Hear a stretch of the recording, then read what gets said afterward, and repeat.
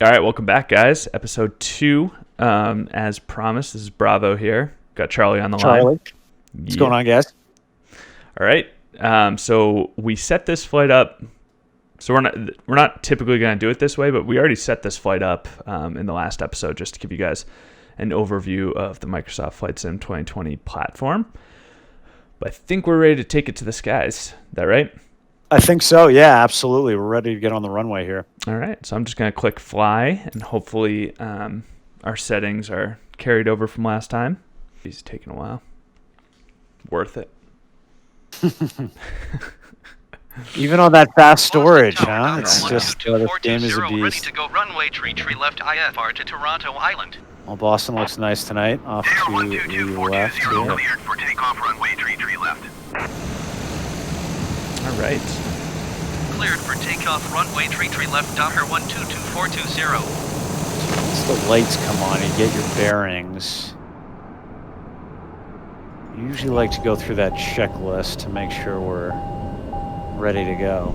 I've already got a master warning on, so that's, strong. Great start. Yeah, parking brake. Okay. Yep. My throttle's not up, so I don't know why I got it. All right, so for anyone looking at the screen here, it's very dark in the cabin, and I don't know why, but for whatever reason the cabin lights are not on. So I'm going to go ahead and put those puppies on. Okay. All right. Then what else should I be looking at from a pre-flight standpoint? Yeah, well, once you get those lights on, make sure that that's all good to go. One of the first things I like to, because it's really easy, is to look down at your flight plan. Okay. And on the TBM on that middle screen, if you notice the middle horizontal line says MFD. You hit that, brings you to flight plan right in the middle. You can see that icon in the middle. Yep. If you click on that, obviously it brings you to the flight plan. But what I like to do is check my first waypoint, or really what my cruise altitude is going to be. And you can see that by scrolling down. So we're going to be really cruising at around 8,000. So typically on a low-level flight like that, they'll probably get you going right up there. So I like to preload, going back now to our top right navigation system, set that altitude to 8,000. Okay. So that way, once you get up there, you don't have to be fumbling around worrying about that, or in the manual, and then switch over. Okay. So once that is set, you can do some almost autopilot things just to, again, get things configured. If you go from autopilot up a little bit to the left, you see FD, the flight director. That's going to be, when you want to hold your line there for the navigation system, that's what's going to kind of keep you staying on course. Now, you can actually choose to turn on nav mode right now, too. Nothing's going to happen until you hit that autopilot. Yep. So some people like to just flip that part on, too. You can just kind of leave it at that for the first one. That's probably the easiest way to do it, okay. right off the bat. Okay. I think other than that, making sure everything else is good. We might need to put on some anti-icing once we get up there, but I think we're pretty much ready to go. Yeah. All right. I'd say so. All right, well, I'll let you hang on. Give me a second. I'm just resetting the altitude up. Absolutely. Okay. All right. I will let you then get going, and hopefully we'll be able to see you here pull up. All right, yeah, that's the idea. So I like to give a little rev like this in a turboprop before I disengage the parking brake. But and then away we go here. We're off. Yep, there you go. Going. Boston Tower, all right. Do my best to keep the center line there. ILS runway tree left approach. Southwest rotation speed probably pretty close to 80 knots here. The speed is alive. Pull up. You're up.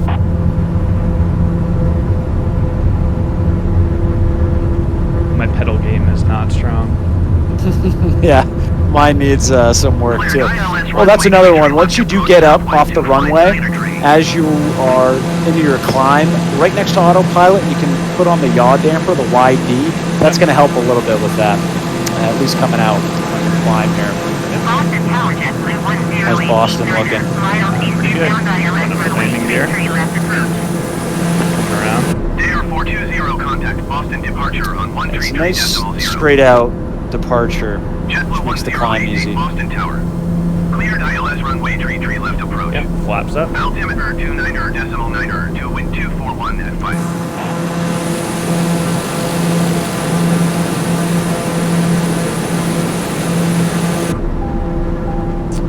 Master caution. Cleared ILS runway tree left approach, JetBlue 1088. Pull back on the throttle a little bit. Okay.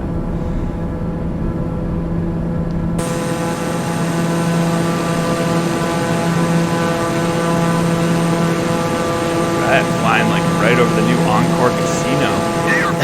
Encore, showdown. Yeah, how's she looking in this thing? I don't know. Looks good. There you are. Climbing up. Climbing up through 3,000 here. Yep.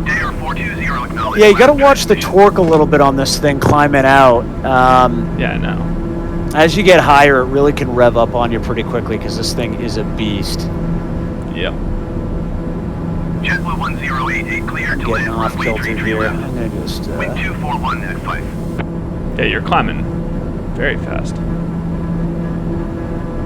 Cleared to land runway. I usually like to hand fly it out to about 5,000.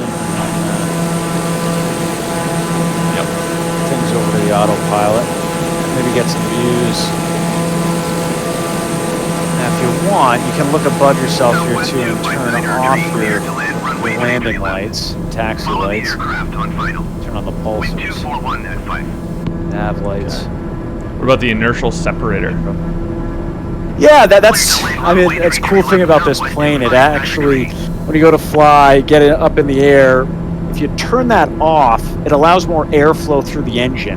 Okay. And the reason why you want to keep it on for takeoff and landing is just in case there's some crap or something, some debris on the runway. Don't want it sucking up to the engine. So Yeah. it's a good idea to clear that message bar. So good call out. Yeah? Alright. Air 420, did you hear my last That's what, transmission? bottom left, I believe that switch is. Yep. Next to the, the yoke might impede that view depending on where you're looking at, but you can always just click on the yoke and take it away.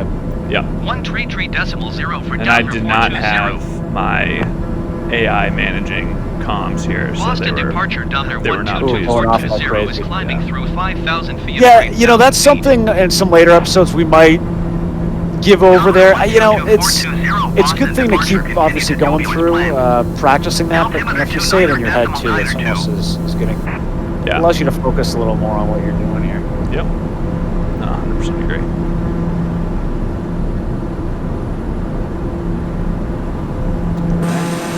So what, we're climbing out over, going to be heading out over Western Mass. Yep. Straight down the pike. That's it. There's Hanscom, I think, over to the right there. Hanscom Airfield. Oh yeah, yep. Yeah. Where the Sox fly out of, I think. I don't know that Yeah. for a fact. I know the Pats fly out of Rhode Island, right? I was going to say, yeah, that's usually their Yeah. airport they'll take, but yeah, Hanscom's for the other teams. They're easier, smaller units to. A lot of baseball fields out here. Yeah. You Oh, yeah. Looking Get down. an idea. Oh yeah. Oh yeah,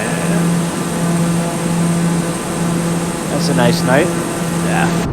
Flying over Wellesley guy. I don't think anyone in Wellesley talks like that. But they'll appreciate that. All right. And again, we're getting right up to that cruising altitude of about 8,000. Something you can manually set to if you want to. That's something that on some of our later videos we could go over pretty easy, but you can take a look at that and set that Yep. how you like. All right. So at 8,000, gonna chill out and level out here. Gonna toss on autopilot. I think. Yep.